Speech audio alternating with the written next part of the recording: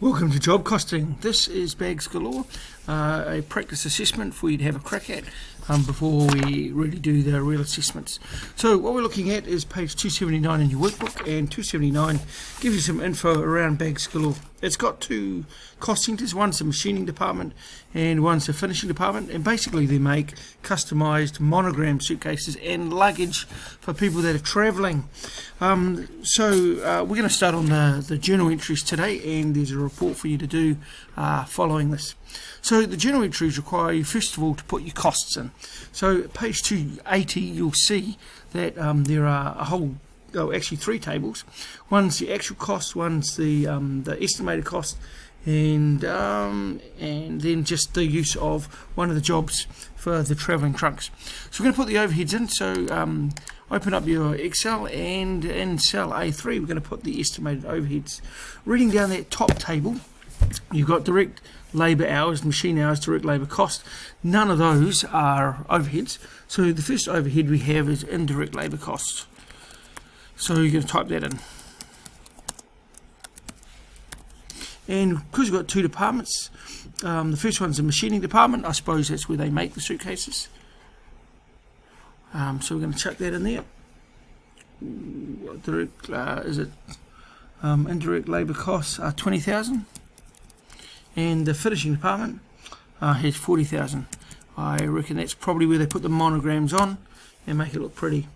We've got depreciation in there, factory depreciation. It probably should say factory. Indirect cost, because it's difficult to allocate that directly to a job, and we've got 5,000. Really important thing to note here that the factory depreciation, the machining's got far more depreciation, obviously more machines in there, so more depreciation. Finishing's more labour intensive. And then the third one down there is other factory overhead. As you're writing that in, do notice that we haven't put other accounting and marketing costs.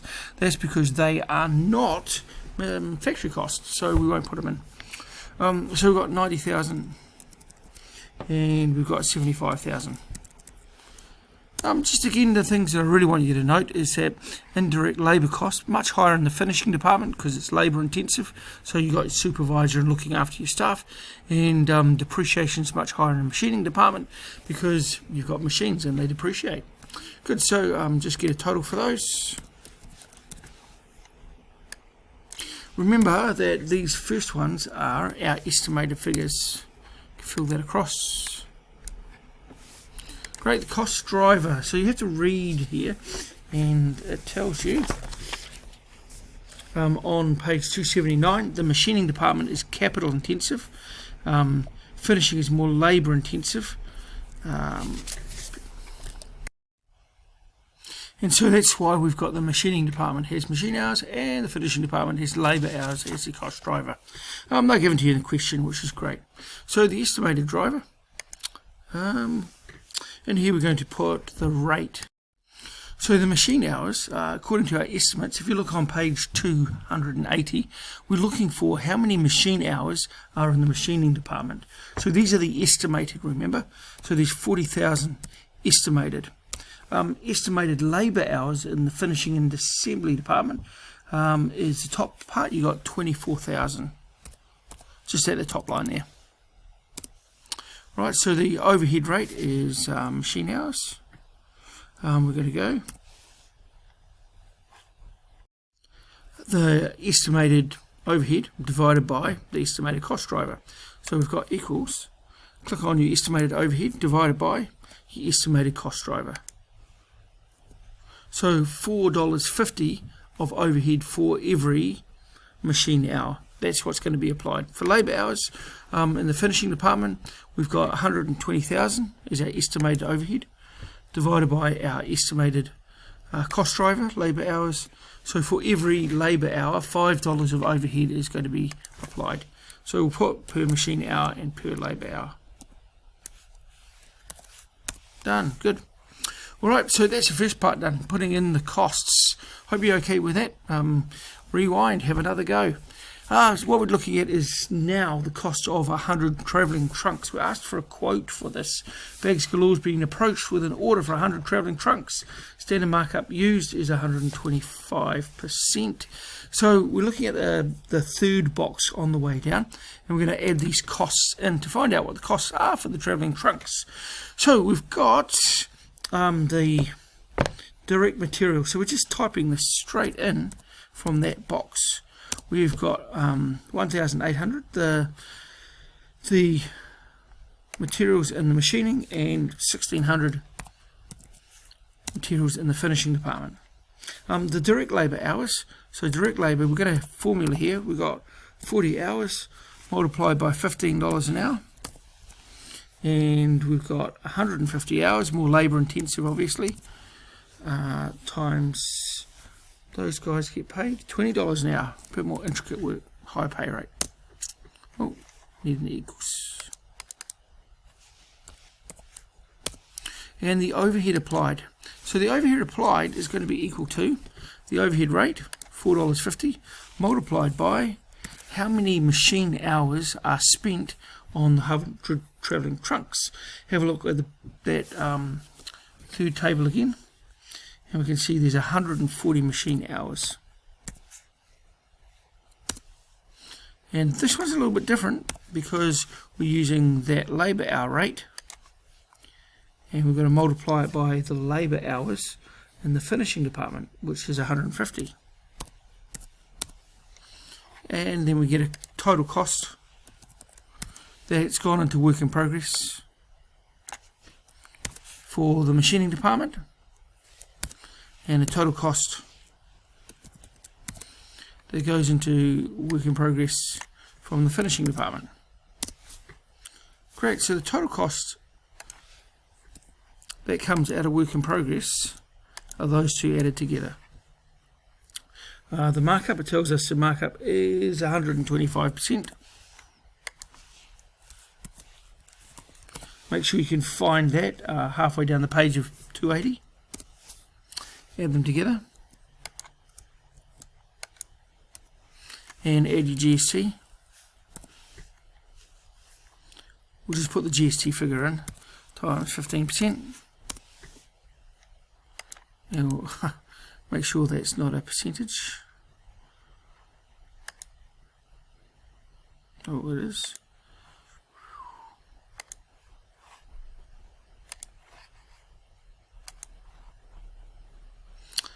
And our sales price are going to be the subtotal plus the GST.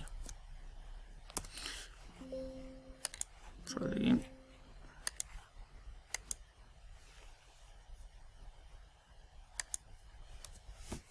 Good, so that's how much the client is going to be paying for 100 travelling trunks. The price per unit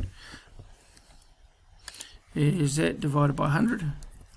So each bag basically costs $216 to make. Done.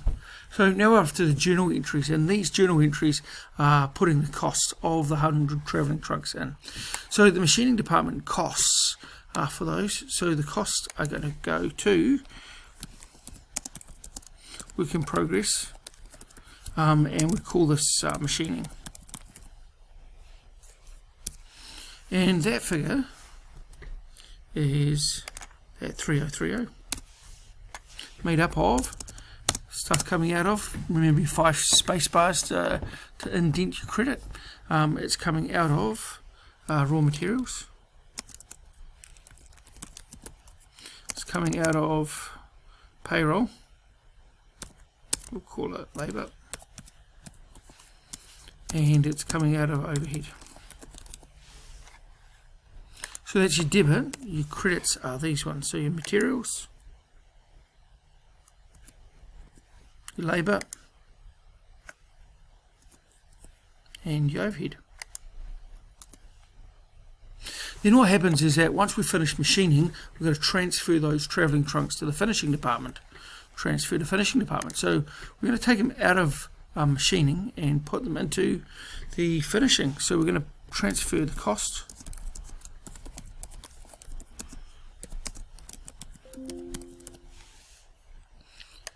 into the finishing department.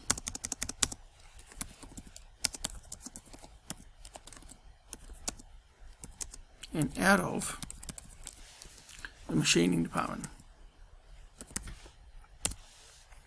Right, so it's no longer here because it's not that part of the factory anymore. It's moved into the finishing part of the factory. So then we do the cost for finishing.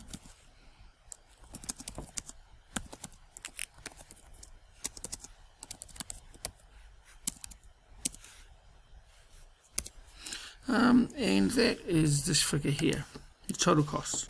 And that's made up of raw materials,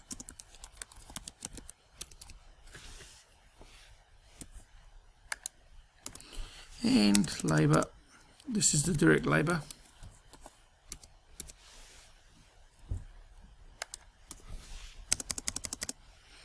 and overhead.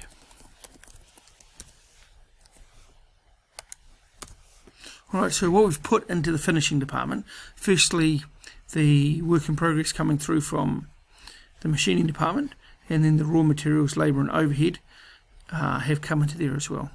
So when we finish the job and we sell it, it's got to go out of the finishing department and into finished goods. So mostly that'll be a shop. So the total for that is going to be equal to what we did in the machining department plus the work already done on it from the finishing department. And comes out of where?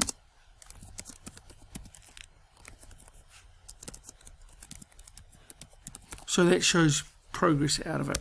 That will have a signed job cost card from the supervisor, say all done, all finished, ready for finishing. Then we will transfer it to the customer. It's no longer finished goods, so it becomes cost of goods sold.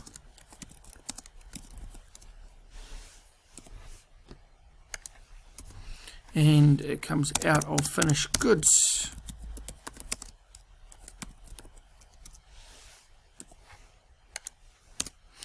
And lastly, we're going to transfer that to the customer. It's a credit sale, so we're going to record the sale. So accounts receivable. And have a look over here. How much is the total that they're going to pay?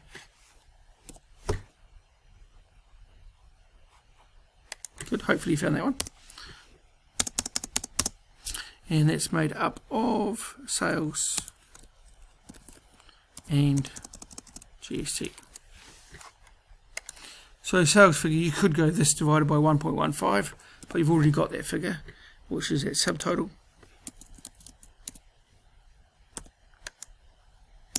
And the GST, you've already got that figure, and the GST as well. Nice, that's the first part done. Right, so the last part is to do your ledgers here. So we're going to do ledgers for the factory overhead for machining and finishing. So these are our actual figures. So our actual figures on the overhead, we know that's going to be made up of indirect labour. We know it's going to be made up of indirect materials. And we know it's going to be made up of our other factory overheads there, which are our depreciation.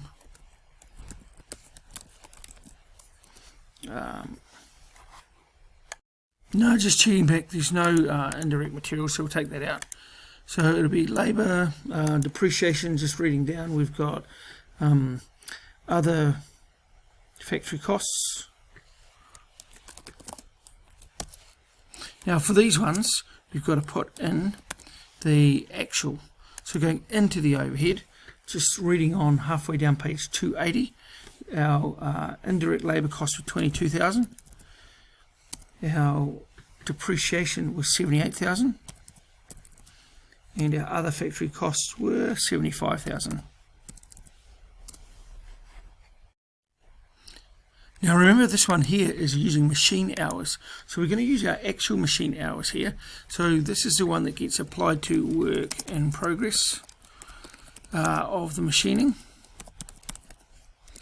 and that one is going to be equal to, we've got 44,000 hours multiplied by that $4.50 rate. Okay, and the difference between here and here is cost of goods sold. I'm going to run out of time. I hope you've done all right on so far.